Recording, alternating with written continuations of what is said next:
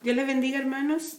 Voy a seguir con la última parte de las clases, ¿ya? De el servicio del creyente. Vamos a ver la clase 7, 8, 9 y 10, que son consejos prácticos. Muy bien. Y partimos entonces con la lección 7, que habla de servicio y sujeción. Partimos con un texto bíblico, como todas las clases, que está en Hebreos 13, 17, que dice: obedezcan a sus líderes, porque ellos cuidan de ustedes sin descanso y saben que son responsables ante Dios de lo que a ustedes les pase. Traten de no causar problemas para que el trabajo que ellos hacen sea agradable y ustedes puedan servirle de ayuda. Muy bien. Como todas las clases, tiene un texto bíblico, ustedes lo saben, y después también un pensamiento, y ese dice así: la mayoría de nosotros no tendría objeción de ser el amo. La servidumbre es poco atractiva. Y, y la verdad que el autor de esa frase lo que da a entender es que cualquier persona le gustaría estar en una posición o una postura mucho más importante que el servir, ¿ya? En el mundo natural así se trata. Generalmente se decide en un local de trabajo el poder mandar, el poder tener una actitud superior o una posición superior a las demás, ya que la servidumbre es poco atractiva. El servir es poco atractivo y a eso se trata. El servir es poco atractivo para el mundo al cual vivimos, pero la verdad que en el mundo espiritual el poder servir tiene un valor invaluable. Así que partimos entonces con nuestra clase de servicio y sujeción. Muy bien. Partimos la introducción que habla sobre que las personas creyentes o no llevamos la semilla de la insubordinación dentro. Esto está dentro de la guía que ustedes tienen que responder. Las personas creyentes o no llevamos la semilla de la insubordinación dentro. Eso quiere decir que nosotros, los seres humanos, al final tienen ese rasgo a no obedecer, a no respetar, ¿no es cierto?, a mayores, a personas con una autoridad sobre ellas. Eso es algo con lo que tenemos que luchar cuando alguien, una autoridad sobre nosotros, nos prescribe la forma de hacer algo que a nosotros simplemente nos resulta innecesario. Y ahí viene la pregunta de sujetarse o no sujetarse. La sujeción es un tema recurrente en la Biblia. A Dios le importa mucho la calidad de nuestros corazones y las actitudes de nuestro espíritu. Una persona rebelde y enojosa no puede tener el beneplácito del Señor ni ser funcional en un área de servicio dentro de la iglesia. Por el contrario, una persona que es humilde y sumisa a la autoridad es una bendición para sus colegas de servicio, para sus líderes y para la iglesia a la que sirve, ¿ya? Una persona que es humilde y es sumisa a la autoridad es una bendición para sus colegas de servicio, para sus líderes y para la iglesia a la que sirve. En Efesios 5:21 la Biblia nos demanda y nos dice que nos sujetemos a las autoridades.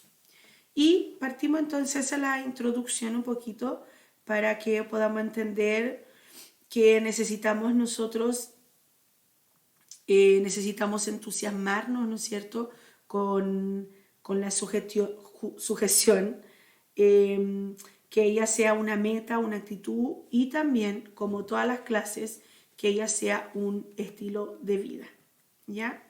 Que la sujeción también sea un estilo de vida. Y partimos al primer punto que habla: el servicio cristiano debe estar sujeto a Dios. Muy bien. El servicio cristiano no es un negocio particular de nadie, ¿ya? Tenemos un solo Señor, que es dueño y absoluto de la iglesia, ¿no es cierto? Por lo tanto, nuestro servicio está sujeto al señorío y a las pautas de Dios, ¿no es cierto? El texto en Santiago 4 dice que someteos pues a Dios, acercaos a Dios y Él se acercará a vosotros. De eso se trata el texto. Un servicio eficiente, es aquel que guarda este principio como fundamento, el someterse a Dios, sobre el cual nosotros podemos edificar todo el ministerio.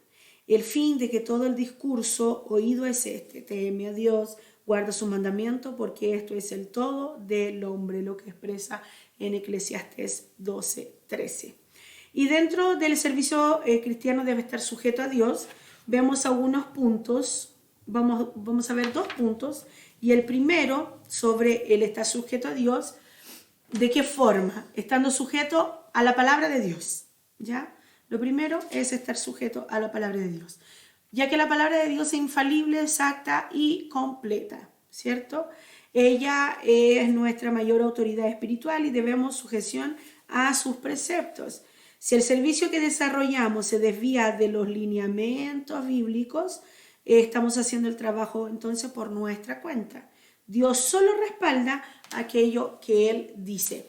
Dios no respalda trabajo a cual Él no ha determinado. Muy necesario entender que todo lo que nosotros hacemos lo tenemos que hacer para el Señor. Y dentro de la palabra de Dios está toda la regla de conducta de nuestra vida. Todo cuanto necesitamos para nuestra fe y práctica se encuentra estampado en la palabra de Dios. Nuestro deber y nuestro privilegio es sujetarnos a los designios estampados de Dios en su palabra. Nada está por encima de la palabra de Dios, sino que su contenido la constituye por derecho propio en la palabra profética más segura, infalible, ¿ya? Y veraz. Eso entonces sobre el estar sujeto, cuando hablamos de sujeción a Dios, que el servicio cristiano debe estar sujeto a Dios, entonces vemos que el estar sujeto a Dios es estar sujeto a su palabra. Y también la letra B nos habla que, aparte de estar sujetos a su palabra, estamos sujetos a la guía sobrenatural de Dios. Un siervo de Dios debe ser guiado por el Espíritu en su vida y en su desempeño. Hay un texto que dice: porque todos los que son guiados por el Espíritu de Dios, estos son hijos de Dios. Tanto es así que Pablo, ¿no es cierto?, coloca esa característica como un distintivo inequívoco de la identidad que poseemos. Todos los que somos guiados por el Espíritu de Dios somos hijos de Dios. La guía del Espíritu es una necesidad permanente en la vida de cualquier creyente. Hay una necesidad de que seamos guiados por el Espíritu. No es un capricho o un deseo cuando nosotros tengamos ganas de ser guiados por el Espíritu. Es una necesidad permanente en nuestra vida. Pero si este además es alguien que está involucrado en un servicio activo y dinámico, entonces necesitará más aún la sabia dirección de Dios en todo momento. Ya depender de Dios, ¿no es cierto?, ser dependiente de Dios es una necesidad permanente de todo cristiano. Pero aparte de ser cristiano, yo estoy involucrado en los servicios, en el servicio de la obra de Dios, entonces se torna una necesidad aún más fuerte, porque yo necesito de una sabia dirección. En la iglesia del libro de Hechos, de los Hechos, es frecuente ver a los creyentes siendo orientados a tareas particulares mediante el trato con el Espíritu Santo. Ya usted lo puede ver ahí en el libro de Hechos. Cuando vemos a Pedro visitar la casa de Cornelio, fue guiado por el Espíritu Santo, y varias historias más que hay dentro del libro de Hechos, donde hay el servicio está ligado a una dirección total del Espíritu. La guía sobrenatural del Espíritu era lo natural en la iglesia primitiva. Entonces, el ser guiado sobrenaturalmente, ¿no es cierto?, un acto sobrenatural por el Espíritu, era algo natural dentro de la iglesia primitiva. Necesitamos, por lo tanto, volver a la vida en el Espíritu Santo, de la iglesia primitiva. Que ocurran misiones, que tengamos experiencias donde Dios redireccione nuestra vida y nuestro ministerio, que Dios tenga de una vez el control de nuestro andar y de nuestro servir, para que la iglesia sea edificada con un servicio efectivo y el mundo impactado por el ministerio, por un ministerio, ¿no es cierto?, que realza, un ministerio que transforma. Entonces es muy necesario tener una guía sobrenatural, sujetos a la guía sobrenatural de Dios. Entonces, dentro del servicio cristiano, estar sujeto a Dios, debe estar sujeto a Dios. ¿Cómo estamos sujetos a Dios? Estamos sujetos por medio de su palabra y sujetos a través de la guía sobrenatural de Dios. ¿Y esa guía quién es? El Espíritu Santo. Experimentar vivencias que experimentaba la iglesia primitiva, aunque era una iglesia muy perseguida, pero una iglesia que tenía una dependencia total del Espíritu Santo en sus labores también. Ya no era solamente en la práctica del culto religioso, no, también en sus labores totalmente, todas las labores necesarias del servicio. Saltamos al punto 2, que habla del servicio cristiano debe sujetarse a las figuras de autoridad puestas por Dios. ¿Ya? La anarquía, la rebelión, la insubordinación, siempre usted va a ver eso relacionado con caos, con el caos. Hay una protesta, entonces usted va a ver que hay caos. Hay una demanda que supuestamente es pacífica, usted va a ver que se va a terminar en un caos. ¿Por qué? Porque aunque haya gente queriendo hacer una demanda justa o pacífica, que es lo que más escuchamos, el nombre, siempre hay un grupo de personas insubordinadas, siempre hay un grupo de anarquistas, siempre hay un grupo de rebeldes, de personas que van contra cualquier sistema o cualquier orden de reglas y leyes también. Entonces, siempre está relacionada con caos. Vivimos en un mundo que no sabe cómo dirigirse o que lo sabe, pero no le gusta el proceso que se supone llegar a ser una sociedad civilizada. Y eso no es algo de hoy, es algo que siempre ha ocurrido así. Toda la historia ha habido insubordinación, empezamos con Satanás. Toda la historia ha existido insubordinación, y hay espíritu de rebeldía, de anarquía, pero también tenemos que entender que en toda sociedad, ¿no es cierto?, va a existir eso, en que lejos de llevar a una sociedad civilizada, al contrario, quieren sembrar el caos. Pero aunque eso pase en el mundo, la iglesia no puede ser la repetición de lo que ocurre en el mundo. Y si esto no nos hace desapegarnos del estatus, entonces gustosamente tenemos que hacerlo. Si afuera hay anarquía, entonces la iglesia debe primar el orden. Si en el mundo hay rebelión, en la iglesia debe haber sujeción. Si afuera hay un espíritu de insubordinación, entonces entre nosotros debe reinar un espíritu de sumisión. Puede que los tiempos sean caóticos, pero la iglesia es columna y baluarte de la verdad. Por lo tanto, la iglesia no puede ser una réplica ni una imitación de lo que está pasando en el mundo. Si afuera hay un espíritu de insubordinación, nosotros aquí tenemos que aprender a sujetarnos. Si afuera hay un espíritu de anarquía, ¿no es cierto?, la iglesia debe primar orden, debe tener reglas. Si hay un espíritu de rebeldía, de rebelión, entonces dentro de la iglesia hay sujeción. Siempre tiene que haber eso. Tiene que haber sumisión, tiene que haber sujeción y tiene que haber orden dentro de la iglesia, porque al final el servicio cristiano requiere esas cosas. Muy bien, y vamos a ver entonces a qué figuras de autoridades puestas por Dios nosotros como el servicio cristiano debemos sujetarnos. La primera es la sujeción a los líderes eclesiales o espirituales. ¿Ya? La Biblia nos exhorta a la obediencia a nuestros líderes espirituales. En Hebreos fue el texto que habíamos leído. Obedezcan a sus líderes porque ellos cuidan de ustedes sin descanso y saben que son responsables ante Dios de lo que a ustedes les pase. Traten de no causar problemas para que el trabajo que ellos hacen sean agradables y ustedes puedan servirles de ayuda. Pero cuando nosotros leemos ese texto no nos habla de una obediencia a una sujeción ciega.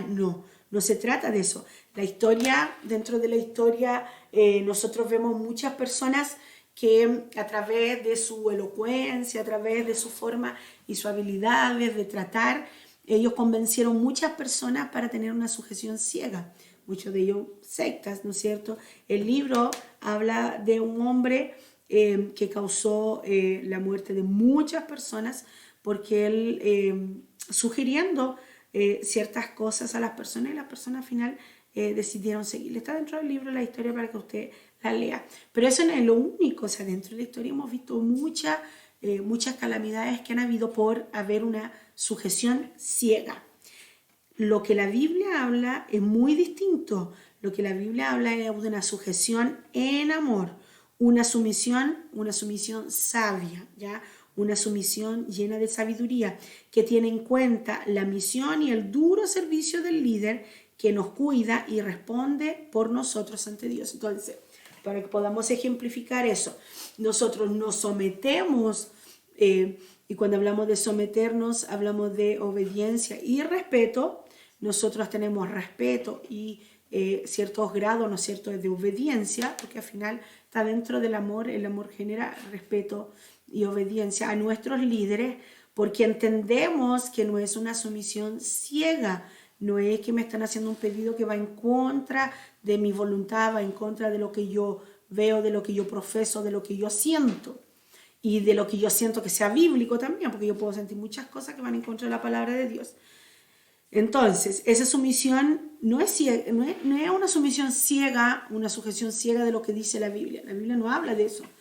La Biblia nos dice entonces que nosotros tenemos una sumisión sabia porque entendemos la misión y el duro trabajo, ¿no es cierto?, el servicio que tienen aquellos que nos lideran y que ellos responderán ante Dios por nosotros.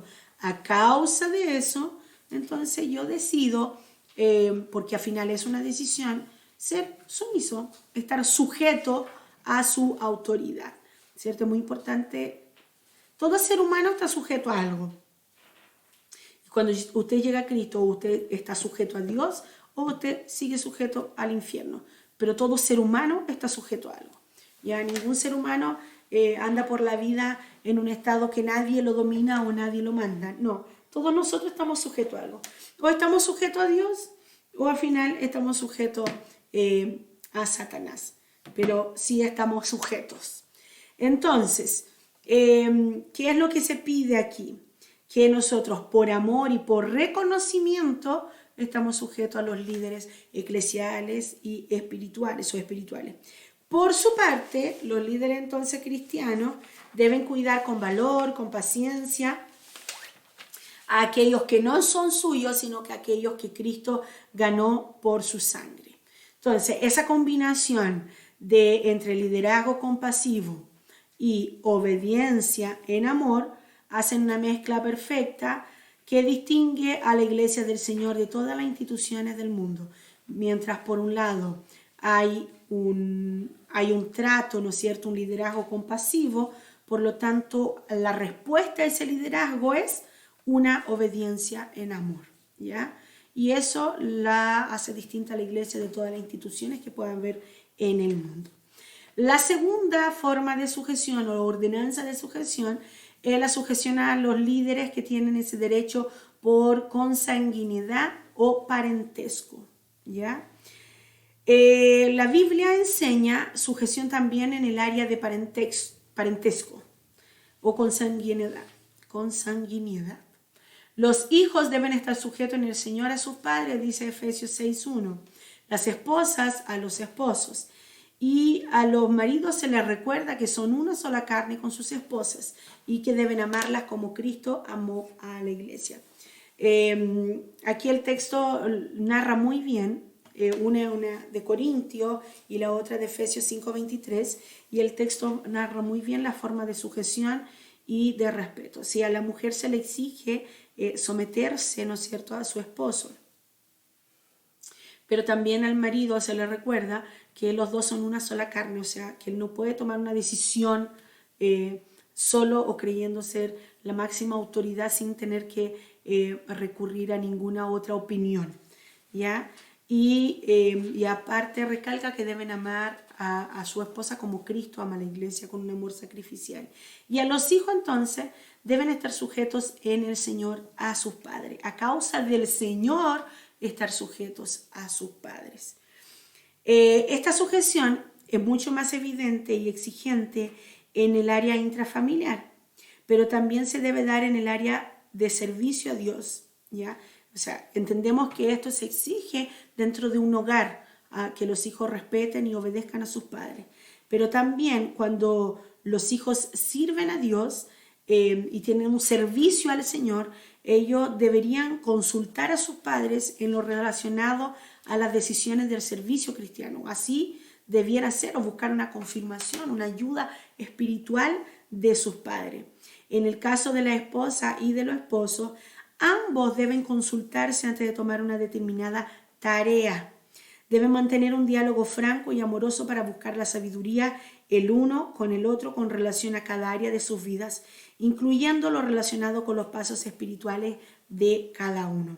Es muy complicado cuando los matrimonios no conversan y no llegan a un determinado acuerdo y al final una de las personas decide involucrarse en alguna tarea o un servicio dentro de la área, ¿no es cierto?, espiritual, y al final el otro no está de acuerdo y promueve ahí una disputa, problemas, una secuencia continuada de insubordinaciones, y eso puede llevar al matrimonio a la disolución. Y si eso ocurre, eso tampoco es bíblico. Nadie puede dejar a su esposo o a su esposo porque este o ella no está de acuerdo con su ministerio. No funciona de esa forma. Lo primero que usted eligió fue su matrimonio. Y si eligió después, si eligió su matrimonio después a su trabajo espiritual, usted sabía en lo que se estaba metiendo. Entonces, tiene que al final dejar el tema del servicio al Señor a un lado, buscar, orar, ayunar, pagar un precio para que la otra persona pueda entender y apoyar.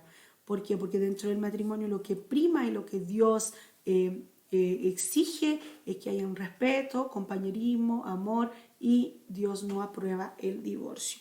Entonces, en esa causal, no. Dios no aprueba el divorcio en ninguna causal, ¿no es cierto? Nosotros sabemos de eso. Dios ha permitido, no es el deseo de Dios que la gente se divorcie, ha permitido por un tema de infidelidad, pero no es el plan de Dios. Desde que haya perdón puede haber reconciliación.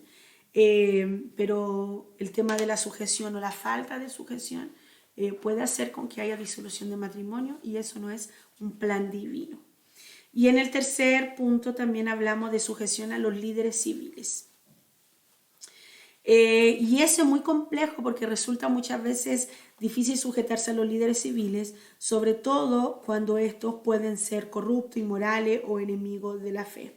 Nosotros venimos de una secuencia de actividades de vándalo, de anarquismo, de rebeldía, y tome usted el nombre que usted quiera. Cada uno aquí es dueño de una opinión sobre el tema, pero nadie puede no estar de acuerdo que venimos de una secuencia de rebeldía total, de falta de respeto hacia autoridad, también de cierto abuso de poder, también de cierta respuesta de años, ¿no es cierto?, de falta de perdón. Hay una infinidad de cosas.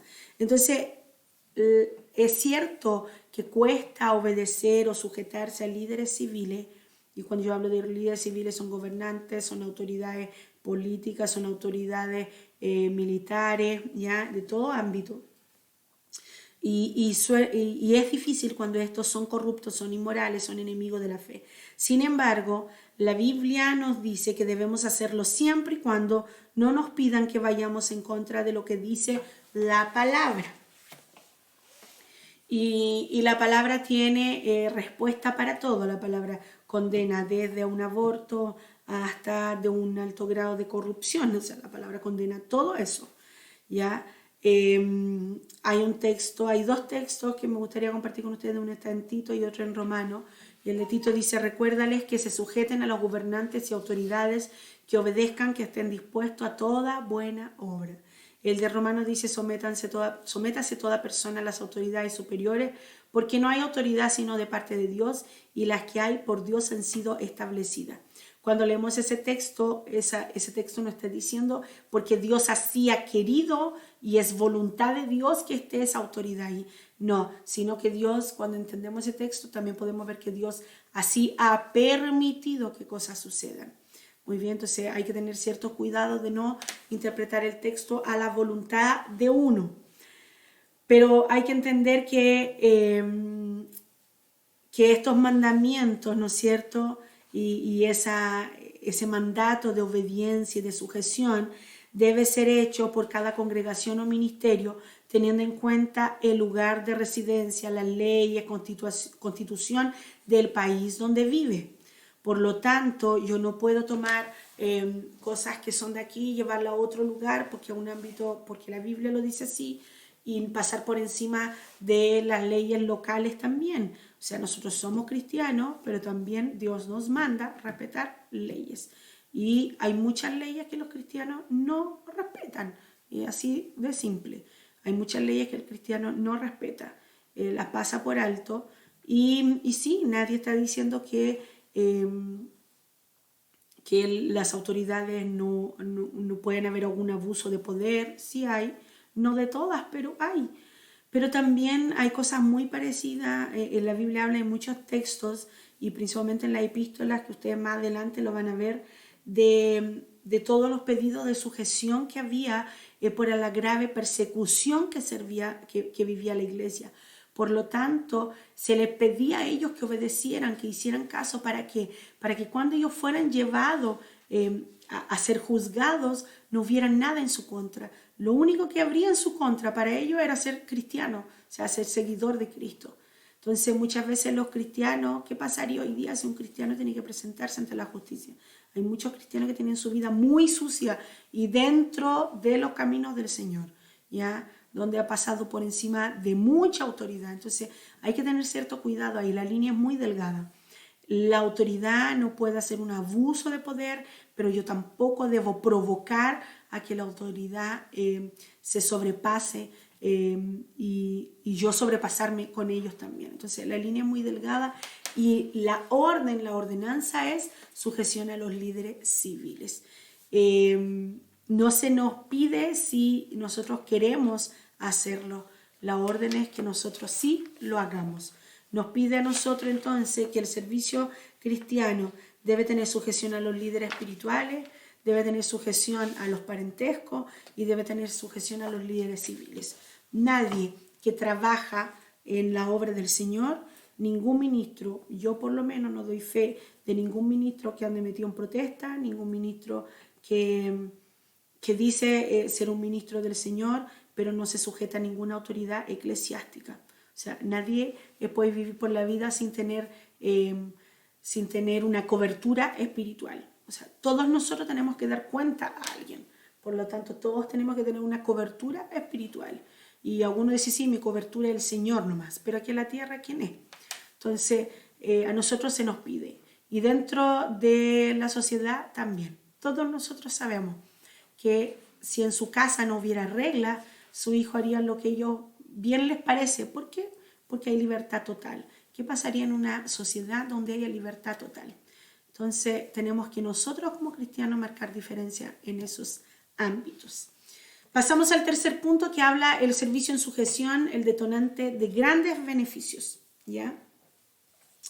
Los que laboran en alguna área del servicio para el Señor y lo hacen según los parámetros del reino, ¿no es cierto?, los parámetros divinos, siempre tendrán resultados positivos en su trabajo. Nótese bien, aquellos que trabajan en la obra del Señor, pero siguen los mandatos del Señor, tienen resultados positivos.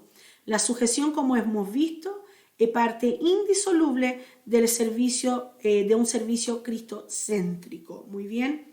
Hay un texto que dice, si alguno de ustedes quiere servirme, tiene que obedecerme. Donde yo esté, ahí también estarán los que me sirven. Y mi Padre los premiará. Juan 12:26 habla de eso. El servicio cristiano conlleva una sujeción teocéntrica. Y el servicio teocéntrico siempre es recompensado por el Padre. O sea, el servicio cristiano nos lleva a sujetarnos a todo lo que gira, en todo lo que habla la palabra de Dios, en todo lo que propone la palabra de Dios. Y cuando mi servicio es teocéntrico, entonces voy a ser recompensado por el Padre. Vamos a ver algunas de las recompensas de aquellos que sirven en sujeción a Dios. Lo primero que vemos es credibilidad, ¿ya? Lo primero que nosotros podemos ver es credibilidad. El servicio de una persona sujeta recibe credibilidad. Las personas a su alrededor se convencen mediante su actitud de que la persona que sirve no busca otra cosa que ser útil a Dios y a la iglesia. Generalmente, una persona que no se sujeta a nadie o a nada es porque ella algún beneficio propio quiere y desea obviamente pasar por encima de las otras. Una persona sujeta busca sobre todo agradar a Dios. Alguien así obtiene aprobación de sus consiervos, de su comunidad y de su congregación. Ejemplo de eso, José, que fue tan diligente, ¿no es cierto?, y sujeto a Potifar, que Potifar entonces lo puso sobre todo los bienes que había. Entonces, una persona que se sujeta a Dios y por la sujeción que tenemos a Dios nos sujetamos a los demás, eso ¿qué ocurre? ¿Qué trae a nosotros? Credibilidad. ¿Ya? Yo no me sujeto a las autoridades porque amo a las autoridades o porque yo estoy de acuerdo con todo. Yo me sujeto porque Dios me demanda a mí que lo haga. Ya, yo puedo no estar de acuerdo en muchas cosas, pero me voy a sujetar a lo que Dios demande. Entonces, primera, credibilidad.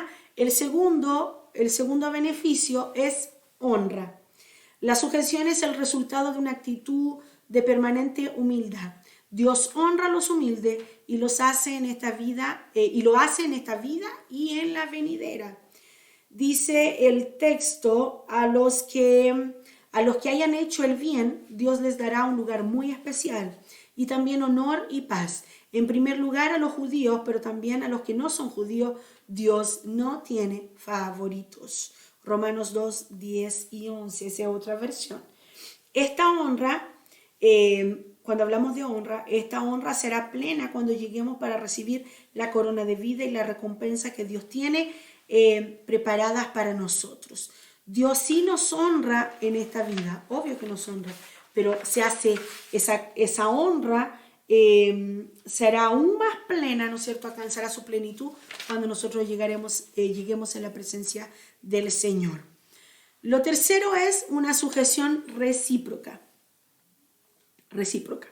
Los que son creyentes sujetos experimentan como a otros les resulta fácil sujetarse a ellos. Ejemplo. Todo pastor o todo ministro que no se haya sujetado en el lugar donde él está, su pastor, y decide salir o hasta dividir y formar otro lugar, generalmente él no tendrá gente que se sujete a él. ¿Por qué? Porque la sujeción es recíproca. Cuando yo me sujeto a una figura de autoridad, entonces yo automáticamente hago con que las personas también se sujeten a mi figura de autoridad. Dice el texto que todo lo que el hombre sembrare, esto también segará. Y este es un principio debido a que las personas siguen principalmente a aquellos que dan ejemplos y buenos ejemplos. Entonces, la gente tiene un modelo a seguir. Nosotros obviamente que tenemos que seguir a Cristo, pero en esta tierra se buscan modelos a seguir. Por lo tanto, la gente seguirá el modelo a cual le fue dado. Una persona que no se sujeta a nada, también tendrá personas a su cargo que no se sujetarán a él o a ella. Lo otro es las amistades duraderas. Los que saben sujetarse tienen vencida la asignatura de relaciones interpersonales, ¿ya? La actitud de sujeción les otorga una relación de amistad con los que han sido sus líderes o lo son aún, a la par que sus buenas maneras les regalan amigos por todas partes. Hay personas que tienen esa facilidad de tener amigos y tener amistades por muchos lugares. Y si usted va a analizar su vida, se trata mucho de eso. Aquellos que saben sujetarse a la figura de autoridad que tiene sobre él, primeramente partiendo con Dios y después las figuras espirituales o eclesiales, ¿no es cierto?, que tienen, ellos al final acarrean amistades duraderas, ¿ya? Hay un texto que dice: la sujeción de David a Saúl, su respeto a la autoridad puesta por Dios, entre otros muchos valores, hizo que Jonatán fuese su amigo hasta el último día de su vida. Por David tener sujeción, estar sujeto a Saúl, pese a que Saúl era muy malo con él, ¿no es cierto? Y nosotros sabemos la historia. ¿Qué hizo? Hizo despertar en el corazón de Jonatán al ver que él sí era un buen amigo, ¿ya? Porque ¿quién más que él, estando tan cerca y viendo los malos tratos de su padre, veía que David, aún pudiendo levantar, ¿no es cierto?, espada contra él, no lo hacía. Entonces eso ocasionó a que entendiera que él era un buen amigo. Por lo tanto, la sujeción trae amistades duraderas. Y por último, habla de la eficiencia ministerial.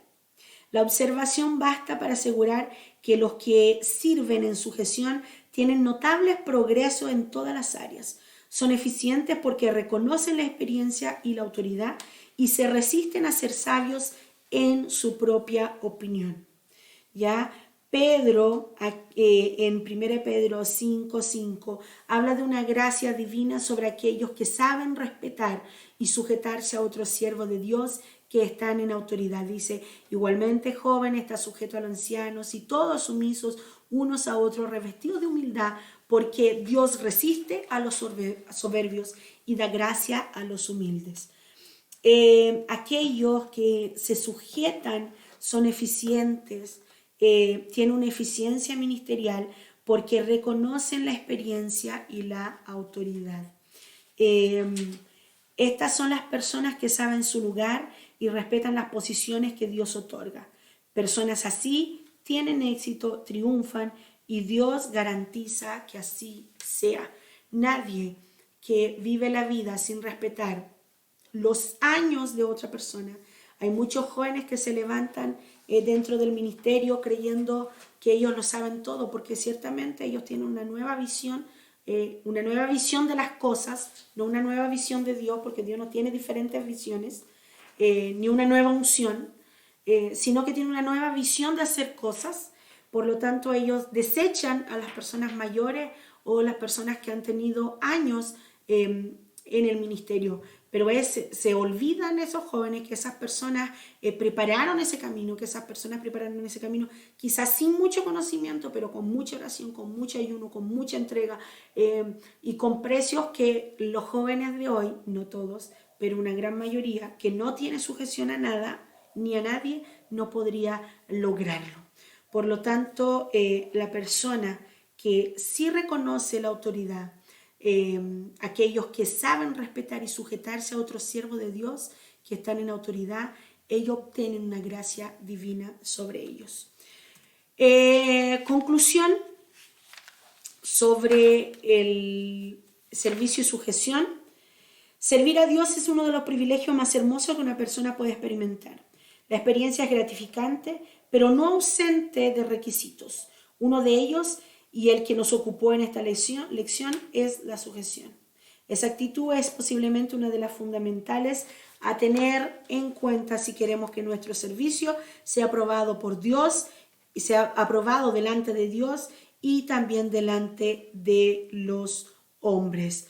No es tan difícil vivir de esta forma, ya que Jesús nos dio el ejemplo para eso. Solo hay que fijar el rumbo y tomar la decisión de vivir a la altura de las normas bíblicas. Haciendo eso tenemos beneficios abundantes. No es algo difícil hacerlo, pero es algo que si nosotros tenemos un servicio teocéntrico, podemos ir realizarlo. Amén. Entonces con eso terminamos la lección 7 y pasamos a la lección 8, que nos habla del servicio con mentalidad de equipo, ¿ya? El servicio con mentalidad de equipo.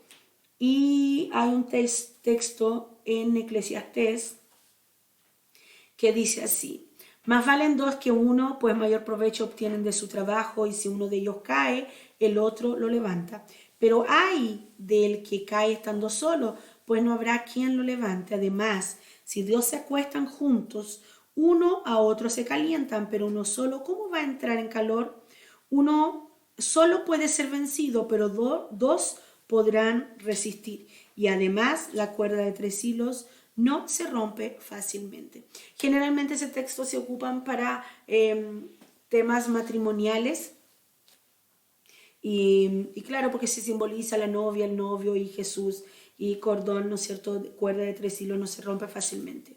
Pero la verdad que todo lo que habla aquí y lo que hay en un matrimonio también es una mentalidad de equipo.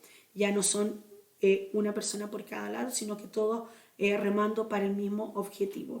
Hay un pensamiento que me gusta mucho que dice: las iglesias necesitan líderes que abandonen la mesa presidencial y sirvan en la cocina. Las iglesias del siglo XXI necesitan hombres y mujeres que dejen de seguir los conceptos de liderazgo del mundo y adopten las enseñanzas y ejemplos de Jesús, del liderazgo del servidor. Ese es un grave problema, porque muchas veces las personas vienen con ciertos liderazgos del mundo creyendo que la iglesia es una empresa. Y la iglesia es una empresa. Entonces yo pongo un líder a cargo de algo y él trabaja dentro de la iglesia como si él estuviera trabajando dentro de su empresa. Y en la iglesia el concepto es totalmente distinto.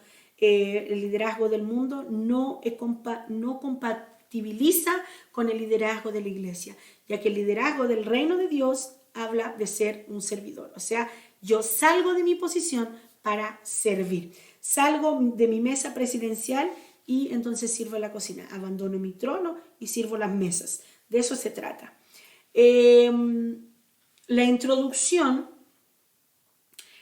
hace mención a cuántas personas, si usted lo lee ahí en su libro, hace mención de cuántas personas se necesita para construir o fabricar un solo lápiz. ¿Ya? Cuántas personas tuvieron que pasar por ese proceso para hacer un sencillo lápiz. Y en toda esta vida, algo muy sencillo que usted tenga, muchas personas tuvieron que lograr ese objetivo. ¿Ya?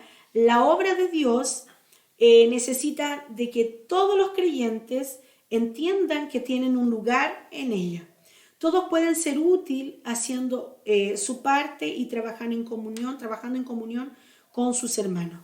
Lamentablemente no todos los creyentes se involucran en el trabajo activo de la viña del Señor, ni todos los que se involucran deciden tampoco trabajar en armonía con sus consiervos.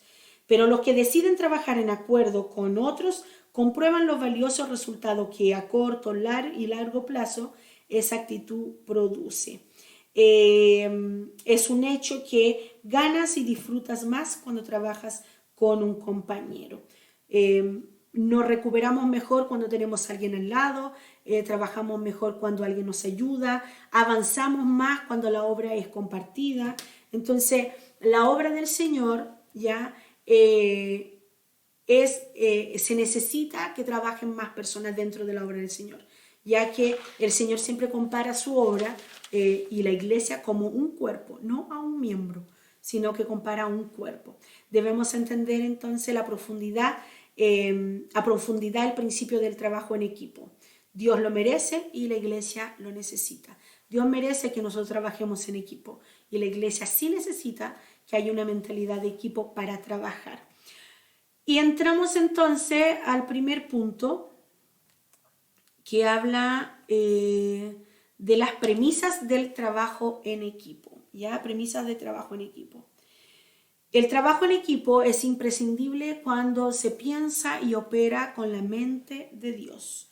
Los llaneros solitarios, que generalmente hay y muchos, generalmente no llegan muy lejos. Y si lo hacen es a un costo demasiado alto e innecesario. Ellos se desgastan su familia y su trabajo al final no funciona. Jesús siempre trabajó en equipo, los apóstoles trabajaban juntos y a su vez tenían colaboradores y consiervos que los apoyaban. Pablo, la mente organizativa, y teológica más grande que ha dado la iglesia, él entendía que necesitaba de otros para hacer mejor la obra de Dios. Usted va a ver ejemplos de Sila, de Gallo, de Tito, Tíquico, Pafrodito, Filemón. Usted va a ver Aquila, Priscila, usted va a ver muchas personas dentro. Yo creo que las cartas que más mencionan personas en el trabajo son las cartas paulinas. Entonces, porque su trabajo no era hecho solo, sino que él, si podemos analizar en el día de hoy, él era, sí, una persona que trabajaba, pero era una mente pensante, donde él distribuía el trabajo en equipo y todos trabajaban con el fin de que la iglesia creciera. Ya la experiencia de servir en equipo puede llegar a ser altamente gratificante si los que integran el grupo son capaces de imitar el carácter de Jesús y dar lugar al fruto del Espíritu que está en Gálatas 5:22. En cuanto a las premisas del trabajo en equipo, vamos a ver algunas cualidades esenciales para trabajar en equipo y que muchas veces los trabajos en el servicio al Señor fallan porque esas cualidades no están en el trabajo en equipo. La primera es humildad. La humildad es una virtud en peligro de extinción, ¿ya? Las personas, ¿por qué eso? Porque las personas añoran el reconocimiento, la honra, la autoridad, pero les parece demasiado alto el precio que deben pagar y el precio que hay que pagar es la humildad. Entonces las personas desean tener el poder, tener reconocimiento, tener honra, tener aplauso, tener seguidores, tener mucha gente que esté junto, tener un gran cuerpo de líderes, ¿no es cierto? Poder ser líder sobre esas personas, poder ser el líder sobre esas personas, pero la verdad que el precio para eso es la humildad y eso se torna un precio demasiado caro para algunos, ¿ya? Conviene recordar, ¿no es cierto?, que nosotros no estamos edificando nuestro reino, sino el de Dios. Entonces a veces las personas como que se olvidan que nosotros no estamos edificando nuestro reino, sino que no estamos edificando una casa para nosotros estamos edificando para Dios. Cuando una persona trabaja en equipo, a ella no le debe importar quién se va a llevar el crédito de su trabajo, porque al final el trabajo es para la obra de Dios. Pablo exhortó a los efesios, sean humildes, amables y pacientes, y con amor dense apoyo los unos a los otros. Entonces el primer rasgo, la primera cualidad que vemos es la humildad. La segunda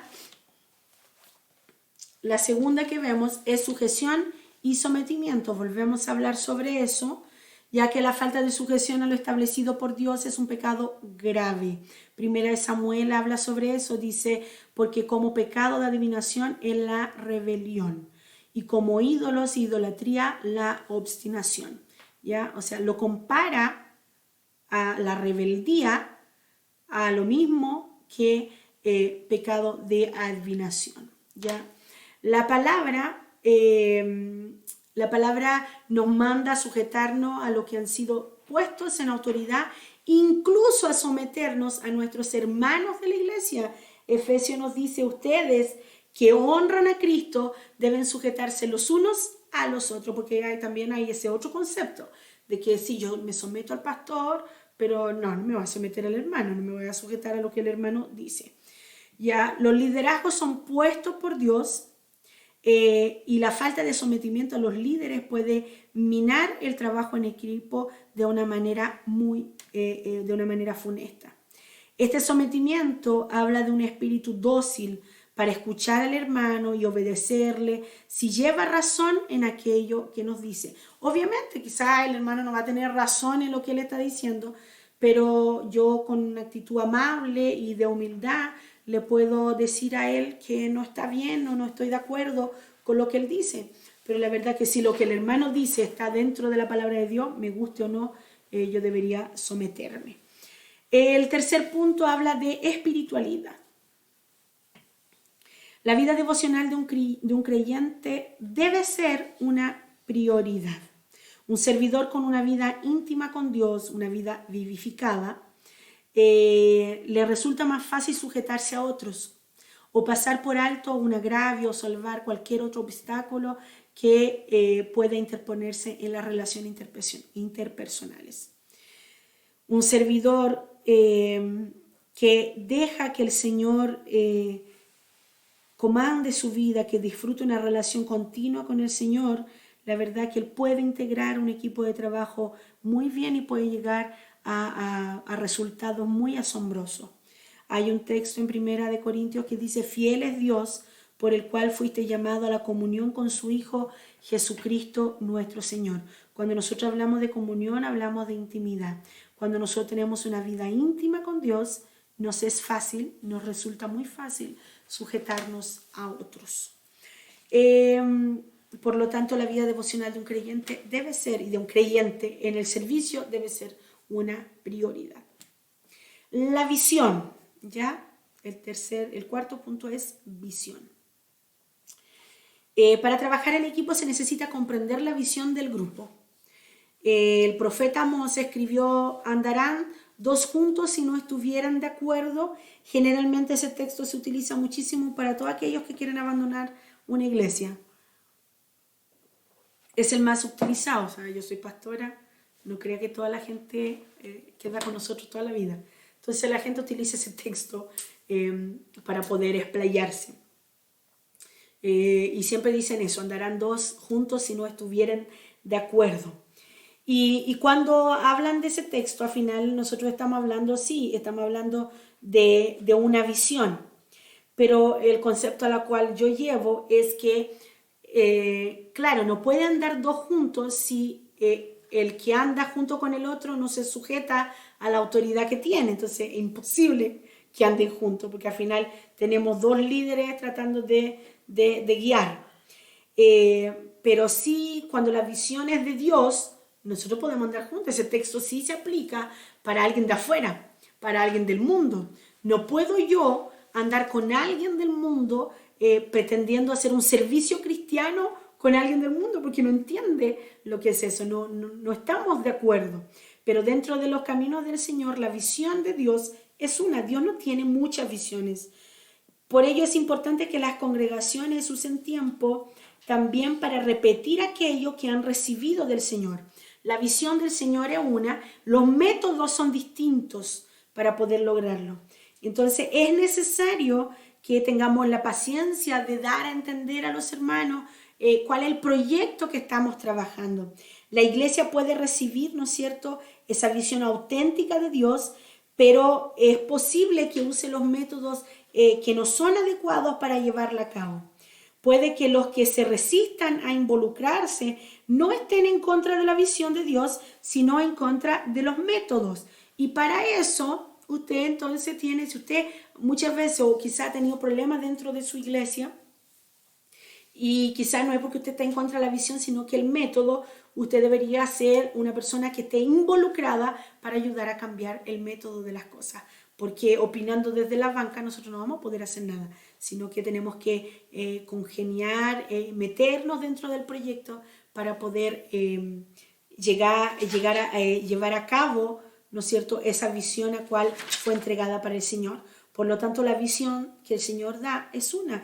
Los métodos que vamos a utilizar son varios, pero es necesario para poder trabajar, comprender la visión del grupo.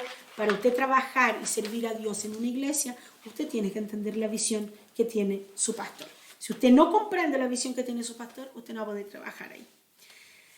Y si no comprende la visión de su pastor ahí, no va a comprender en ningún otro lado. Así que es necesario aprender en casa. El otro punto es madurez. A diferencia de lo que algunos piensan sobre la madurez, esta no comienza con la edad avanzada, sino con la aceptación de la responsabilidad. Hay personas muy ancianas y muy inmaduras, y hay personas muy jóvenes y muy maduras. Esta madurez de la que habla la Escritura es un poderoso agente unificador cuando se trata de trabajar en equipo. 1 Corintios nos exhorta a que hermanos en Cristo sean inocentes como niños, pero no piensen como niños, piensen como personas maduras. O sea, nos nos exhorta a la madurez, ¿ya? La madurez es una aceptación, empieza con una aceptación de la responsabilidad a cual ya estoy asumiendo. O sea, yo asumo la responsabilidad y eso me lleva a poder tener una madurez en cuanto al tema. Y por último punto en esto habla de la disponibilidad. Y esto es muy importante. Cuando disponibilidad, Dios siempre ha tenido dificultades para encontrar personas disponibles. Dios no tiene dificultades, o sea, lo que cuesta es encontrar personas disponibles. Ezequiel lo dice, ¿no es cierto? El texto dice, busqué entre ellos hombre que hiciese vallado y que se pusiese en la brecha delante de mí a favor de la tierra, para que yo no la destruyese, y yo no lo hallé. O sea, eso nos habla que siempre ha habido dificultad para encontrar personas disponibles. Jesús durante su ministerio les mandó a sus discípulos a orar por obreros debido a la escasez de los mismos, ¿ya? El texto dice, entonces dijo a sus discípulos, a la verdad la mies es mucha, mas los obreros son pocos. Rogad pues al Señor de la mies que envíe obreros a su mies. No podemos nosotros decir que hay pocos cristianos en el mundo, pero sí lo que podemos nosotros asegurar es que hay pocos obreros entre los cristianos. No hay pocos cristianos. Lo que hay es pocos obreros dentro de los cristianos. Ese texto nos está diciendo, pidamos al Señor que se conviertan más almas para que ellos puedan ser obreros. No, ese texto está diciendo, pidamos que estos obreros, estos cristianos se dispongan a ser obreros para atraer nuevas almas. Ya tiene un contexto totalmente distinto. La diferencia entre un cristiano que va solo los domingos a la iglesia y se olvida de ella hasta el siguiente fin de semana y un obrero comprometido con la obra del Señor es simplemente la disponibilidad. No hay otra diferencia. Es simplemente la disponibilidad. Son los dos hijos de Dios, son los dos entregados. Quizá el hermano que viene solo el domingo también ora, también ayuna. La única diferencia entre ellos es la disponibilidad. Entonces, cuando un cristiano tiene disponibilidad, su presencia en un equipo lo hace valioso y necesario. Esa actitud de estar disponible lo hará encajar perfectamente dentro de un grupo de personas con intereses espirituales semejantes. ¿Y cuál es ese interés espiritual semejante? Hacer con que la obra de Dios crezca, que el reino sea expandido, ¿ya? Entonces, con eso terminamos el primer punto que habla de las premisas de un trabajo en equipo. Esas son las cualidades esenciales para trabajar en equipo: humildad, sujeción y sometimiento, espiritualidad, visión, madurez, disponibilidad. Y entramos al segundo punto que habla del impacto del servicio en equipo. Hay un texto que dice, que de John Maxwell, dice, un jugador gana un partido, pero un equipo gana un campeonato. Él usa esa analogía, ¿no es cierto?, para hablar sobre la mentalidad de equipo. Va a lograr que todo ese equipo se vea beneficiado. La mentalidad de un solo jugador jugando por todo no va a ganar nada. La naturaleza misma del trabajo en equipo hace que ésta tenga un poderoso impacto espiritual. La mentalidad de equipo va a lograr que la iglesia le gane muchos campeonatos al príncipe de las tinieblas. La escritora dice, créeme, más emocionante el proceso y más contundente la victoria cuando trabajamos en equipo. Y ahí entramos a algunos puntos sobre eso. Es una respuesta de la guía, me parece, sí. Dice, Dios ordena y respalda el servicio en equipo. Lo primero que hay que decir sobre la naturaleza del trabajo en equipo es que Dios mismo lo ordena y respalda. A Dios le gusta y le place trabajar en equipo. Mira, usted va a ver en Génesis, en el libro de Génesis, cuando el Señor dice, no es bueno que el hombre esté solo, le haremos una ayuda idónea. O sea, la Trinidad mismo estaba ahí presente trabajando. Dios ordena y respalda el servicio en equipo. Cuando Jesús envió a los 12 discípulos, hizo que fueran de 2 en 2 y les entregó su respaldo para enfrentarse al mundo espiritual, ¿no es cierto? En el envío de los 70 también ocurrió lo mismo. En el concilio de Jerusalén también se tomaron decisiones en conjunto. Una y otra vez el Nuevo Testamento enfatiza sobre el trabajo mancomunado de la iglesia y da muestra del respaldo de Dios a este respecto. O sea, usted va a ver desde Génesis hasta Apocalipsis un Dios que trabaja en conjunto y trabaja en conjunto con el hombre. En todas las historias Dios puede obrar de manera sobrenatural porque Él es Dios, pero Él siempre busca hombres y mujeres dispuestos para hacer la obra. La letra B nos habla del servicio en unidad, glorifica al Padre. ¿Ya? Lo primero es que Dios ordena y respalda el servicio en equipo, y lo segundo es que el servicio en unidad glorifica al Padre. Dios es honrado cuando vivimos según sus mandamientos. Juan nos dice en Juan 15:8, eso es glorificado mi Padre, en que llevéis mucho fruto y seáis así mis discípulos. Esto se cumple superlativamente cuando vivimos en armonía con nuestros consiervos. La unidad, el compañerismo santo y la fraternidad hacen posible que Dios sea glorificado por nuestra conducta y recibamos de Él alegría, contentamiento y bendición. Salmo 133 nos dice, mirad cuán bueno y cuán delicioso es que habitar los hermanos juntos en armonía, juntos y en un mismo sentir. El Espíritu Santo en Pentecostés descendió al Pentecostés cuando estaban todos unánimes y juntos, o sea, juntos pero unánimes, y quiere decir en un mismo sentir. Entonces, cuando hay un servicio en unidad, glorifica al Padre. Donde hay unidad, la gloria de Dios se manifiesta. Donde hay unidad, hay respaldo de Dios para eso. La letra C nos habla que el servicio en equipo da credibilidad a la obra que hacemos. Jesús, él oró por sus seguidores diciendo, te pido que se mantengan unidos entre ellos y que así como tú y yo estamos unidos, somos uno, hay otras versiones, también ellos se mantengan unidos a nosotros. Así la gente de este mundo creerá que tú me enviaste. Y eso es muy bonito, esa oración. Y a veces quizá nosotros pasamos por ella como si fuera cualquier texto, pero dice, y que así como tú y yo estamos unidos, también ellos se mantengan unidos a nosotros. Tú y yo, Jesús y el Padre son uno, y el Hijo pedía que sus discípulos se mantuvieran unidos a ellos. ¿Para qué? Para que la gente del mundo creyera que el Padre había enviado a Jesús. Dentro de la unidad entonces da credibilidad a la obra que nosotros estamos desempeñando.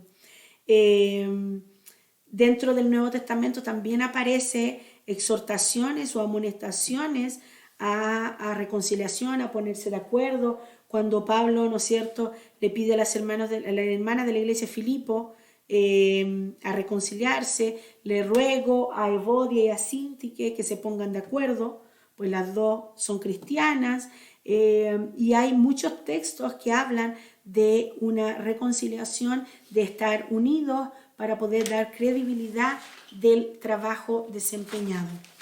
Pedro incluye también en sus exhortaciones apostólicas el deber de ser de un mismo sentir con los demás miembros de la iglesia, lo que hace del mensaje de unidad un tema fundamental en el epistolario apostólico del primer siglo. La unidad era un tema muy fuerte dentro de las epístolas. Dentro de la iglesia primitiva, que era una iglesia sumamente perseguida, se exigía que hubiese unidad. Era un requisito. La unidad en el trabajo solidario, la ayuda mutua, son sacrificios que agradan a Dios y dan credibilidad a la obra que hacemos. Cuando nosotros trabajamos en unidad, lo que el mundo ve es que nosotros nos mantenemos unidos a Dios, y eso da credibilidad a nuestro trabajo. Entonces, hablamos del impacto del servicio en equipo. ¿Cuál es ese impacto? En que Dios ordena y respalda el servicio en unidad glorifica al Padre y el servicio en equipo da credibilidad a la obra que hacemos. Pasamos al tercer punto, que habla el alcance del servicio en equipo. El servicio en equipo abarca mucho más que el servicio en solitario, ¿ya? Nadie aquí es Rambo. No sé si usted ha visto la película de Rambo, son antiguas. Yo creo que varios de ustedes la han visto. Que yo la he visto, imagínense. No soy tan antigua tampoco. Entonces yo creo que son películas que muchos las vieron. Si usted no ve películas, usted olvídese de ese texto, ¿ya? De esa parte del video. Está en todo su derecho de no verla. Pero la verdad que cuando nosotros vemos las películas de Rambo, lo que vamos a ver es siempre una persona sola, como que no hubiese nadie más que pudiera hacer trabajo por él y ayudarlo, siempre trabajando solo, matando a 10.000 y destruyendo todo. Cuando usted ve los textos, bíblicos de guerras, usted va a ver personas juntos con otras haciendo una labor enviada por Dios, siempre. El único que fue a pelear solo fue Goliat. El único fue a pelear solo. Entonces, siempre hay una respuesta de trabajo en equipo. Y mientras algunos iban a trabajar, hasta habían otros que quedaban orando. Mientras algunos iban a luchar y a guerrear, habían otros que estaban orando. Entonces, el servicio en equipo abarca mucho más que el servicio en solitario. La lógica, ¿no es cierto?, más rudimentaria apoya este razonamiento y la Biblia también. La unidad siempre estuvo en el plan de Dios como cuestión prioritaria a observar.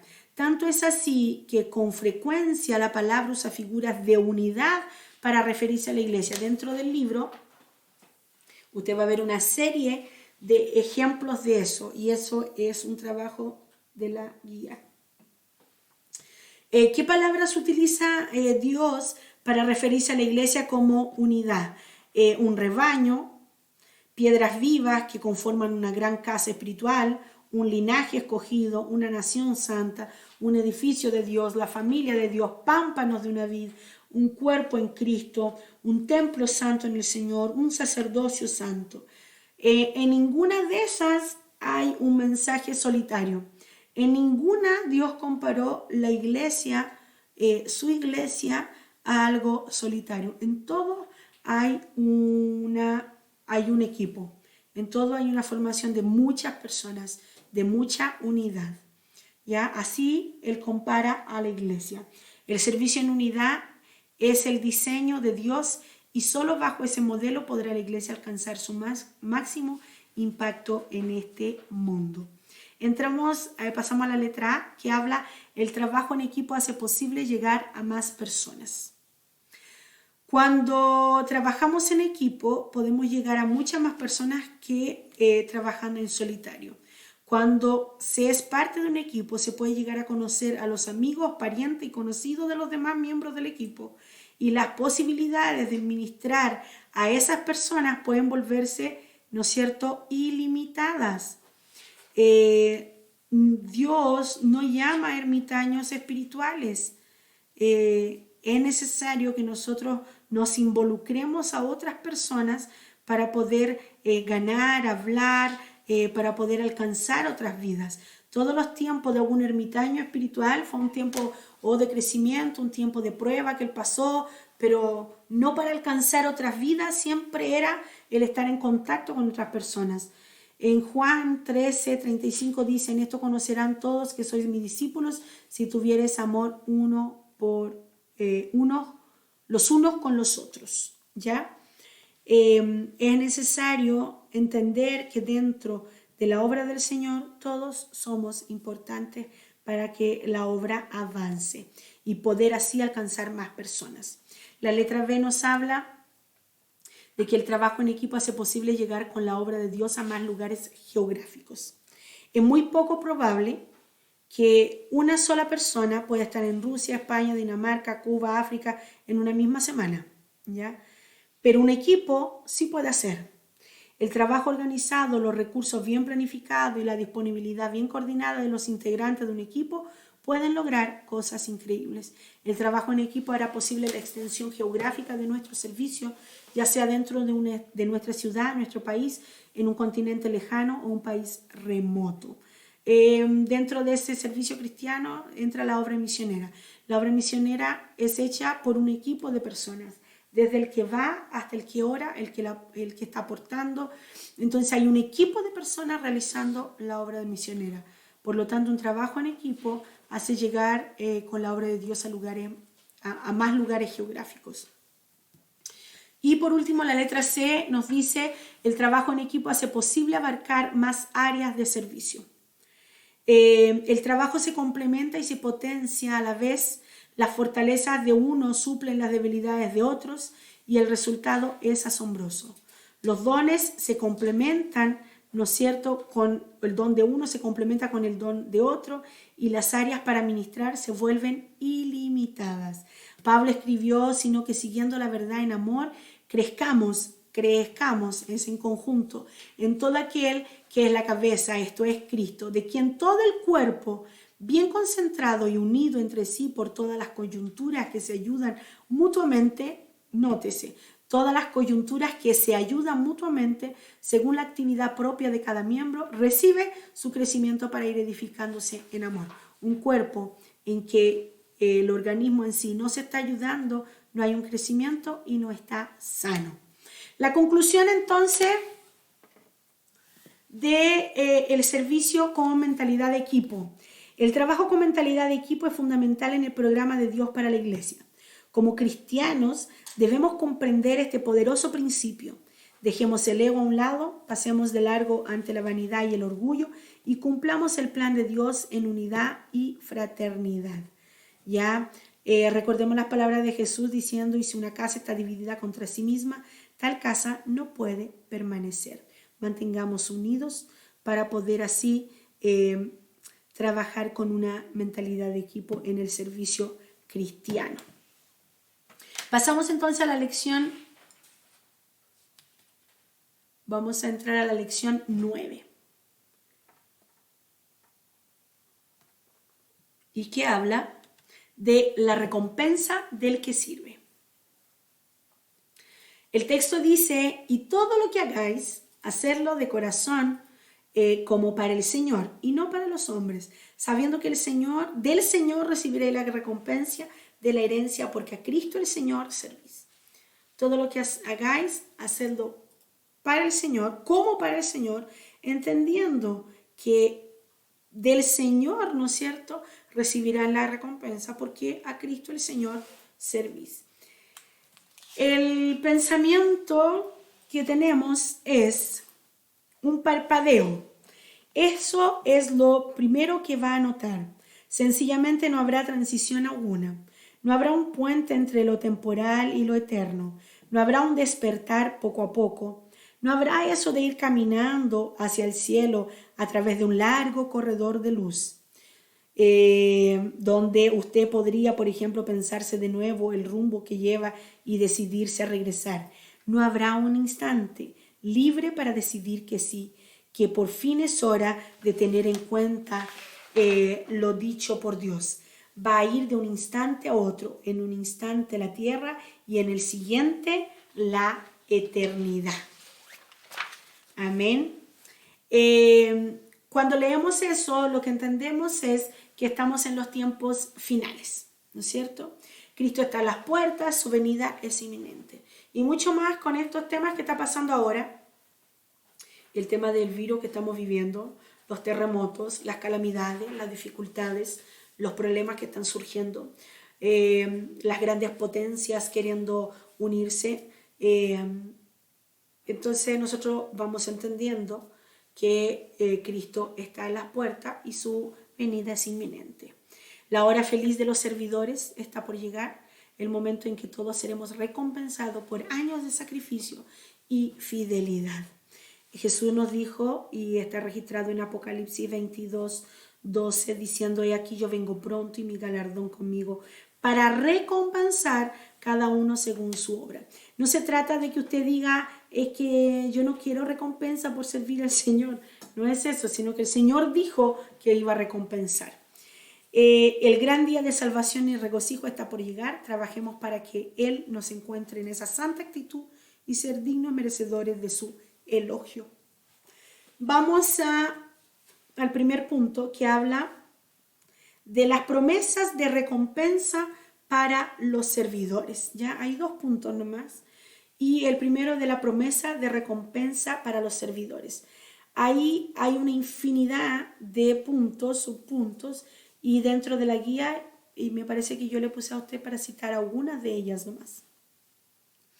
¿Cuáles son esas promesas? Tenemos que entender que Dios es galardonador por excelencia, ¿no es cierto? Él premia a aquellos que se involucran en el servicio en su reino, y aunque es cierto que no obedecemos a Dios por causa del mero premio, sino por amor y obediencia a su voluntad, también encontramos cierto estímulo en saber que Dios ve lo que hacemos y que nos premiará por ello. Eso pasa con sus hijos. Sus hijos le hacen caso a usted porque ustedes son sus padres y usted lo ama, ¿no es cierto? Pero si usted le dice a él, mira, hace eso y yo te voy a dar tal cosa, lo va a hacer aún con más estímulo. Entonces, nosotros tenemos un estímulo más a saber que lo que nosotros hacemos por amor, aún de hacerlo por amor, tendrá una recompensa. ¿Cuáles son esas recompensas? La primera recompensa son, o mejor dicho, ¿para quién? O sea, ¿para quiénes son esas recompensas? ¿No es cierto? No cuáles son, sino que para quiénes son. Recompensas para los que buscan a Dios, es el primer punto. La búsqueda de Dios sincera, despojada de toda hipocresía, es una práctica que agrada al Señor profundamente. Él promete recompensar a aquellos que le buscan genuinamente, sin pretensiones carnales. El consejo de Jesús para sus seguidores es sencillo. Mas tú, cuando ores, entra en tu aposento, cerrada la puerta, ora a tu Padre que está en secreto, y tu Padre que ve en lo secreto te recompensará en público. Por lo tanto, hay recompensas para el que busca a Dios. Hay otro texto que nos dice, pero sin fe es imposible agradar a Dios, porque es necesario que el que se acerca a Dios crea que le hay y que es galardonador de los que le buscan. Entonces, la primera recompensa, hay recompensa para los que buscan a Dios. La segunda es recompensas por negarse a sí mismo para servir al Señor. Jesús prometió darnos todo.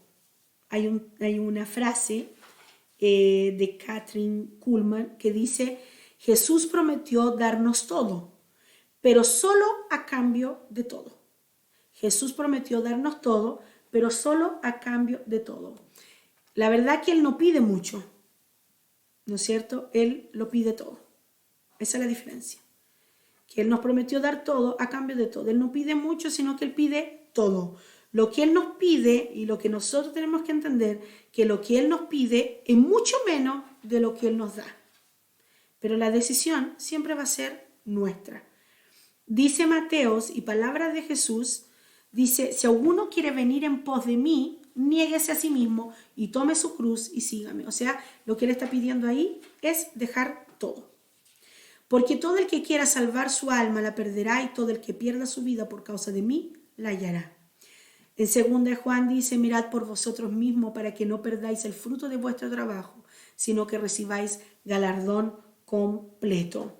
La recompensa completa la recibirán aquellos que sigan a Jesús y le sirvan con total entrega.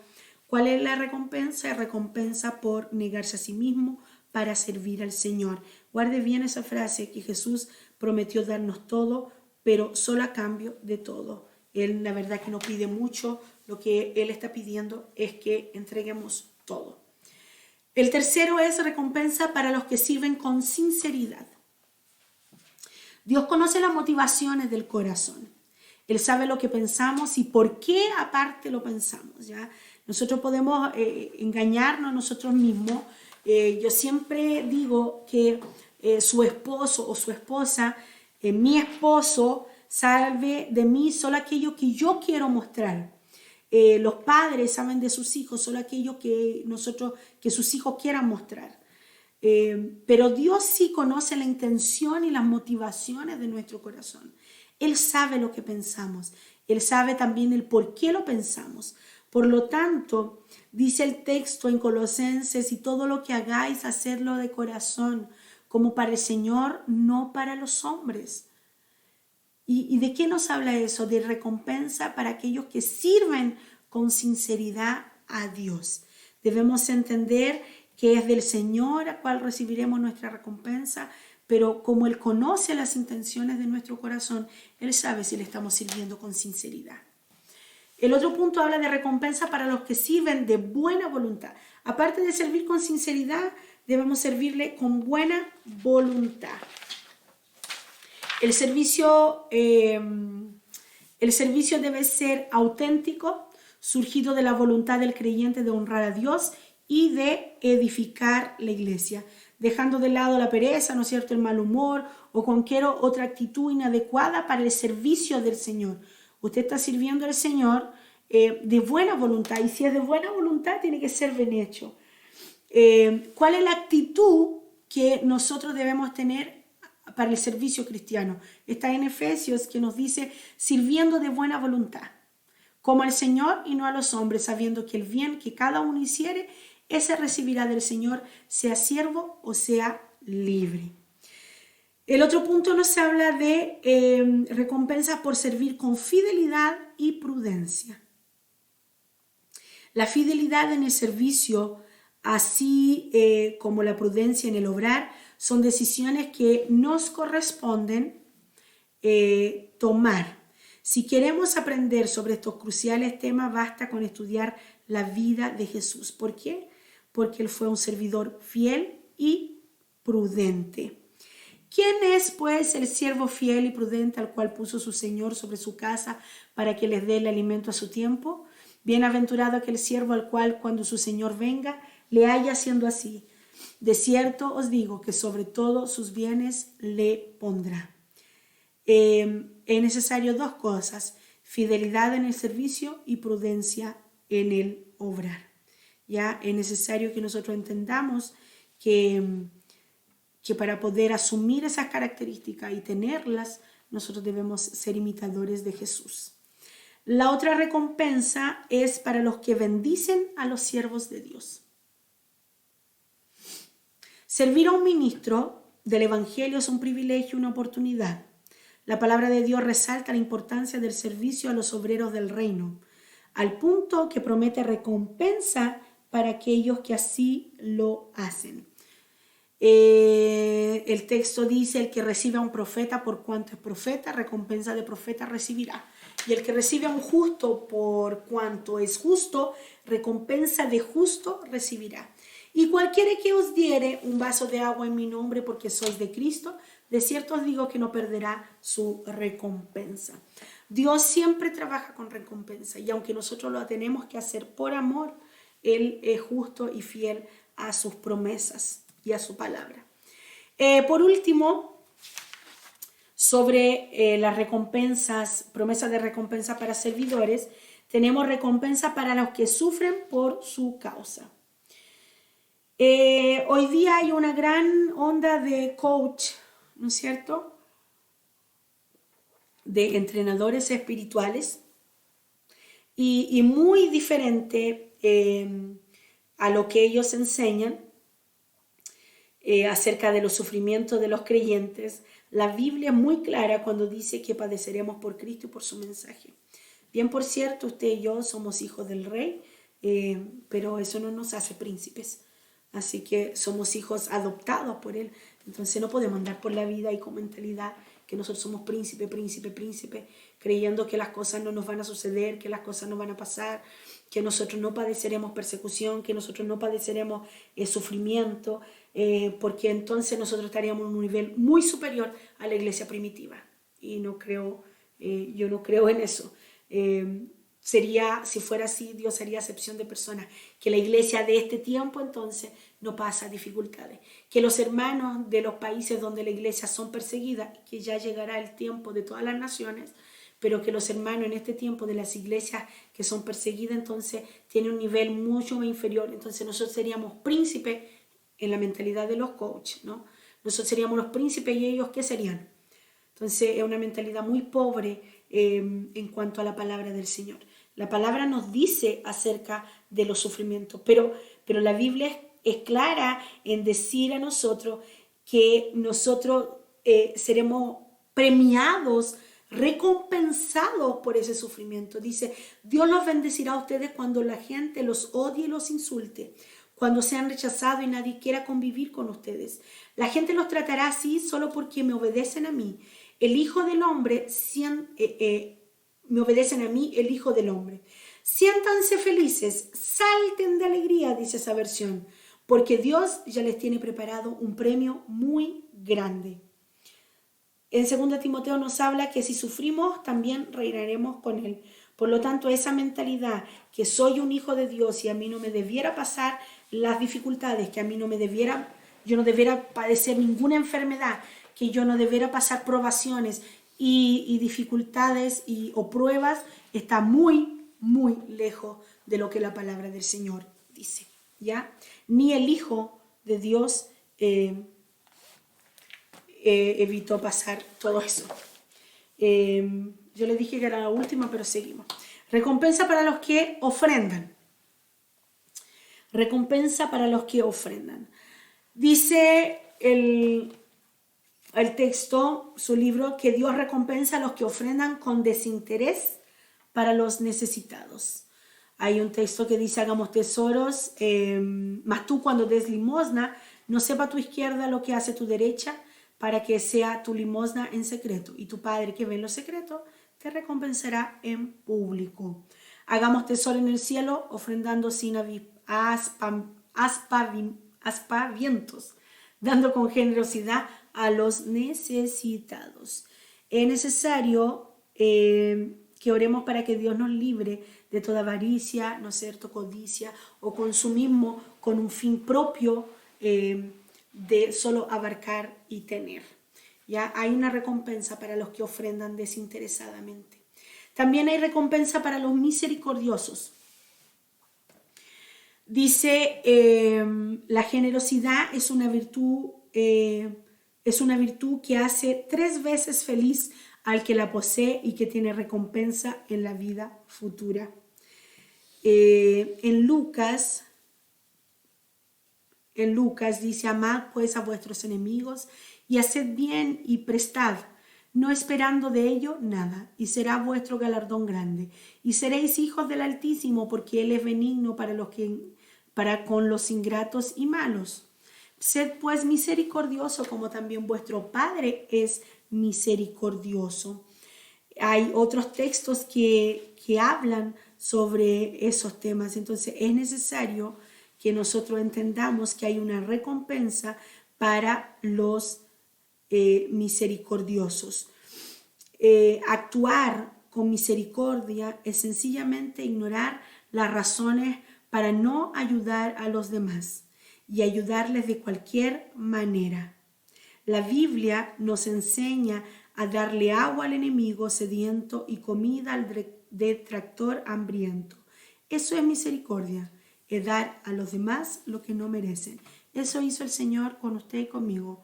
Nos dio a nosotros lo que nosotros no merecíamos, y eso es misericordia. También hay recompensa para los generosos. La generosidad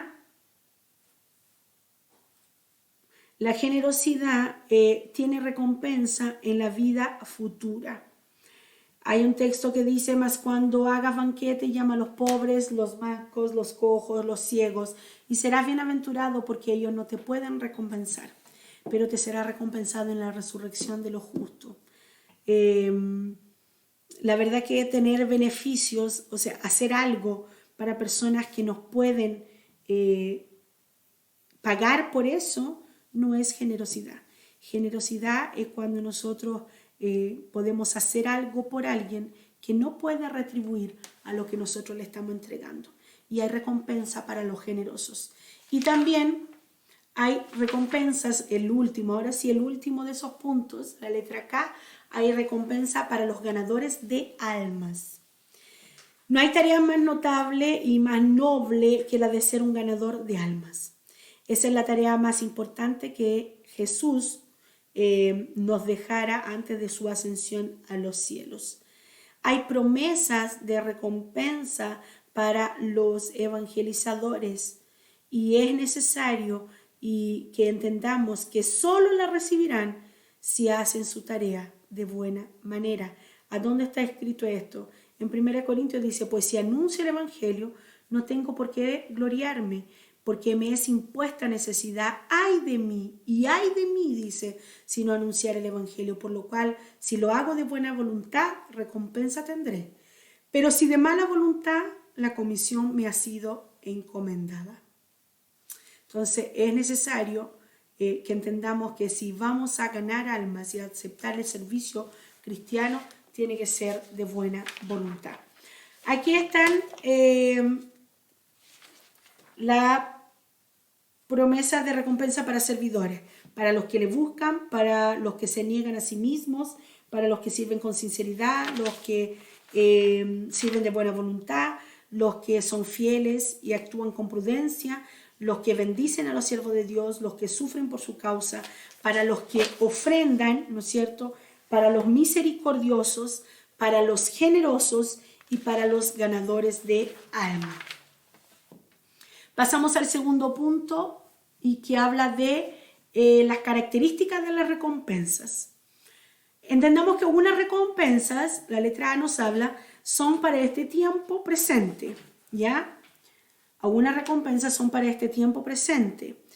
En Proverbio está escrito, ciertamente el justo será recompensado en la tierra. Dios nos recompensa mientras vivimos cuando llevamos una existencia que le glorifica a Él. Entendamos también eso, que no hay galardón para aquel que no es justo, ¿ya? No hay galardón para el que no es justo. Por lo tanto, hay una recompensa en nuestra existencia aquí en la tierra también, pero para aquel que glorifica a Dios. Aunque esperamos la recompensa completa de Dios cuando lleguemos a la eternidad y nos presentemos ante el tribunal de Cristo, también podemos disfrutar de las primicias de sus recompensas durante esta vida, ¿cierto? El salmista escribió, ciertamente hay galardón para el justo. Hay otro texto en Salmos que dice, hubiera yo desmayado si no creyese que no veré la bondad de Jehová en la tierra de los vivientes. Pero, ¿cuáles son algunas de esas recompensas? Que las cosas nos saldrán bien, Deuteronomio habla de eso, prolongación de días también, liberación, protección angelical, provisión para toda necesidad. Esa protección angelical no se note como adoración a los ángeles y que usted lo manda, lo determina. No tiene ángel de guardia usted.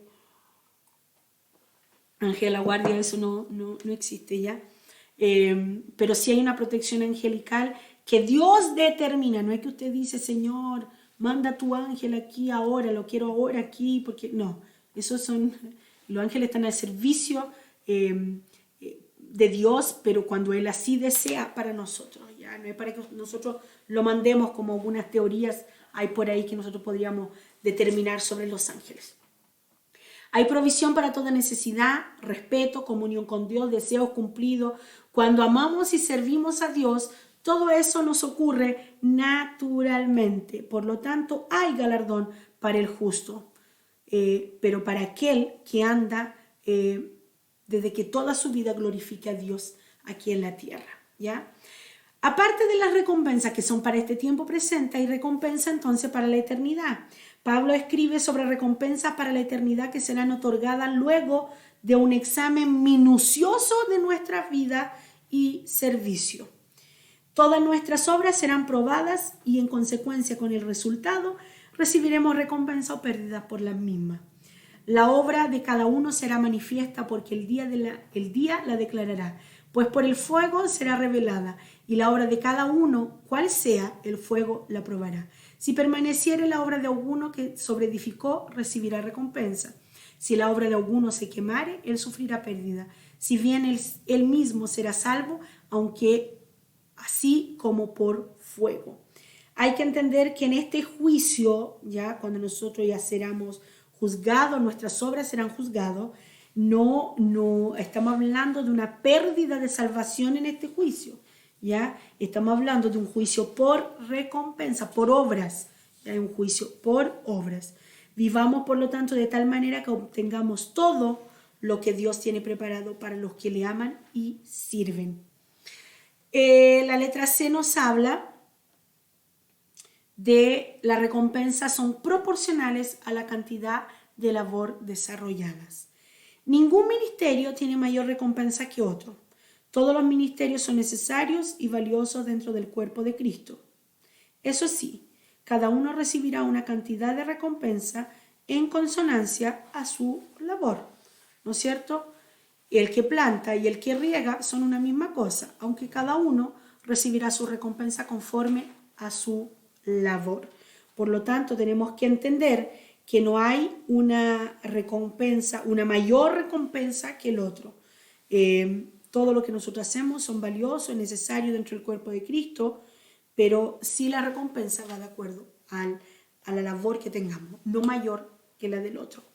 Y dentro del libro hay una letra que quedó junta con la C, que es el punto D, ya está ahí, está pegadito ahí abajo de la cita de Apocalipsis. Y en la letra D que habla, unas recompensas son distintas. Aunque no podemos apreciar qué tipo de recompensa Dios dará a unos y a otros, sí parece que algunas son distintas de otra, aunque no podemos precisar, aunque no podemos precisar qué tipo de recompensa, ¿no es cierto? Dios dará a unos y a otros, sí parece que algunas son distintas de otras. Hay un texto de Mateo que dice, el que recibe a un profeta por cuanto es profeta, recompensa de profeta recibirá. Y el que recibe a un justo por cuanto es justo, recompensa de justo recibirá. Ese texto no establece que hay recompensas mejores que otras, como ya estábamos hablando, sino que existe variedades de ellas que serán dadas en consecuencia a los servicios realizados. ¿Ya? Conclusión de la recompensa del que sirve. Los servidores no trabajan por recompensas, al distinto de en una empresa, en nuestra área secular, en que la gente, cuando decimos vamos a dar un bono, la gente se esfuerza mucho más, ¿no es cierto? La verdad que dentro del servicio cristiano los servidores no trabajan por recompensa. Son personas comprometidas que aman a Dios y lo obedecen a causa de lo que Él significa para nosotros. Sin embargo, como es promesa de Dios, todos los servidores agradecen que Dios le haya prometido tales galardones. Por la infinita bondad de Dios recibiremos y por su fidelidad recibiremos galardones. Pero eso ¿para quiénes son? Para aquellos que actúen dentro de la voluntad del Señor, ¿ya? Y ahí pasamos a la última clase, que es la lección 10, y que esa lección nos habla de consejos prácticos para servidores, ¿ya?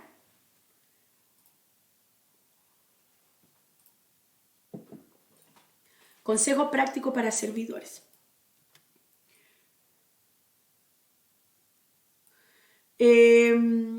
Empieza diciendo, considera lo que te digo, considera lo que digo y el Señor te dé entendimiento en todo. Hay un pensamiento de Arturo Graf que dice, escucha bien el consejo de quien sabe mucho, pero escucha sobre todo el consejo de quien te quiere mucho. La introducción nos habla lo siguiente. Los servidores son personas bajo ataque continuo, ¿ya?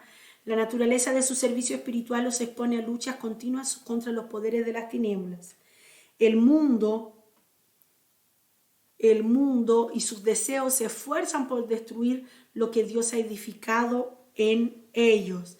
Las tentaciones les llegan en la misma proporción que a los demás, y encima de todo eso están pagando el precio para ser fieles a Dios en todo. Las dificultades le llegan a todos los cristianos igual, las tentaciones, las adversidades, pero aparte uno está pagando el precio, ¿no es cierto?, por poder ser fiel a Dios en todo ese servicio. Los consejos son un resumen de lo que se ha tratado en lecciones anteriores. Todos esos consejos que vamos a ver ahora Son un resumen de los temas tratados en las lecciones anteriores. ¿Ya? Cada una tiene una frase que buscan resaltar una verdad y hacerlo de manera más amena para nosotros. Usted puede notar en toda lección que cada afirmación va acompañada de un texto bíblico. ¿Y por qué eso? Porque la razón que la escritora de este libro quiso recalcar es que es un libro para los cristianos servidores y no un manual de autoayuda secular. Si todos esos consejos, no 10, esos 40 consejos hubiesen estado solo con las frases que hay un pensamiento de esto, serviría como un manual de autoayuda. Pero la verdad que la escritora deja muy recalcado eso, que eso es un manual, ¿no es cierto?, un libro para cristianos servidores. Todo servicio a Dios debe estar cimentado en la palabra de Dios. Y por eso, para que, dice, a los servidores no se les viene nada mal que le eche una manito.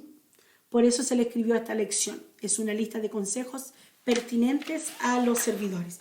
Y usted lo que va a ver son 40 consejos. Son 40 consejos. Pero ¿cuál es el objetivo de esto? Motivar a ustedes y a los servidores a consagrar su vida en el trabajo de Dios, entregar consejos oportunos relativo al servicio y la vida del obrero del Señor, resumir en una forma dinámica los aspectos fundamentales de las lecciones anteriores. Dentro de todo esto, de cada uno de esos puntos, está una frase y un texto bíblico que habla sobre esa frase. ¿Y cuál es la idea? Un resumen de todo lo que vimos en las 9 clases. Es que usted refuerce el contenido que usted aprendió, porque es muy difícil que usted memorice todas las clases, pero sí es muy fácil que usted lea esas 40 frases y que usted las guarde en su corazón, ¿ya? Entonces hay frases muy necesarias. Dentro de esas frases, y que yo no las voy a hablar porque la verdad que están muy bien explicadas cada una con su texto bíblico, sí usted tiene que para su comentario seleccionar una de ellas y hablar sobre eso. Y la verdad que cuando yo hablo que usted tiene que hacer un comentario, que usted abra su corazón y hable concerniente a eso. Usted puede dar hasta testimonio suyo, lo que usted pasó, lo que usted vivió, lo que usted experimentó, lo que usted entiende, lo que usted cree que hay que hacer cambios. Entonces de eso se trata. Son 40 consejos para quedar guardados, consejos prácticos para servidores. La clase y ese libro, esa asignatura del servicio del creyente son clases prácticas. Si usted ve, nosotros no estudiamos geografía, no nos interiorizamos por dentro de los mensajes bíblicos ni de los textos, sino que son clases prácticas para el buen trabajo del servidor cristiano, ¿ya? Así que usted lea las 40 frases que ahí están. Si usted quiere, póngala más visible en su casa para que usted la pueda tener a mano, ¿no es cierto? Recopilarla, porque la verdad son 40 frases muy buenas. En conclusión de eso, se puede decir mucho más en materia de consejería para servidores. Por eso se espera que los hermanos que han recibido este curso sigan estudiando el tema, ¿ya? La invitación es marchar en pos del llamado que han recibido y el resto lo hace Dios.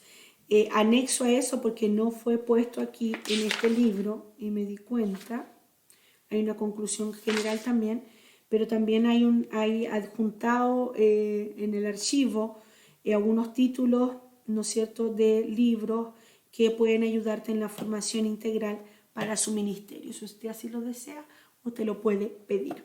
Estudie, lea, y la idea es que usted sea un servidor del Señor, entendiendo que el servicio del creyente es teocéntrico, que el servicio del creyente es aplicar una teología, ¿no es cierto?, porque en todo hablamos de Dios, y que debe estar cimentado en la palabra de Dios. Que el Señor les bendiga, hagan sus guías, y cualquier duda o consulta, valga la redundancia, no duden en comunicarse conmigo. Que el Señor les bendiga.